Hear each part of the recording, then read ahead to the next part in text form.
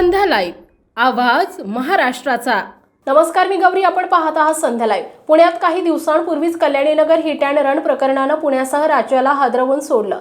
अशातच पुन्हा एकदा पिंपरी चिंचवडमध्ये हिट अँड रन प्रकरण समोर आलंय। पिंपळे गुरव पोलीस चौकीच्या समोरच हा अपघात झालाय।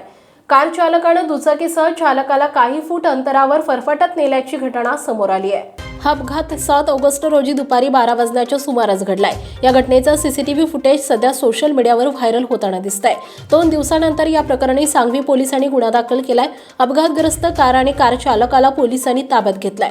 मिळालेल्या माहितीनुसार Pimple Gurav main bus stop येथील हिट अँड रनची ही घटना घडली आहे। भरधाव चारचाकीनं दुचाकी स्वारास फरफटत नेल्याची घटना सीसीटीव्ही कॅमेरामध्ये कैद झाली आहे। जेव्हा कार चालक दुचाकीसह चालकाला फरफटत नेत होता तेव्हा आजूबाजूचे लोक कार चालकाला थांबवण्याचा प्रयत्न करत होते।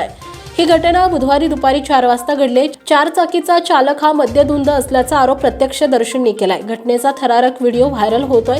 सध्या तो तरुण गंभीर जखमी असून त्याच्यावरती रुग्णालयात उपचार सुरू आहेत। संध्या लाईव्हसाठी प्रतिनिधी रोहित दळवी, पिंपरी चिंचवड। ताज्या आणि महत्त्वपूर्ण बातम्या पाहण्यासाठी आजच आमच्या संध्या लाईव्ह न्यूज चॅनलला YouTubeवर सबस्क्राईब करा आणि बेल आयकॉन प्रेस करा।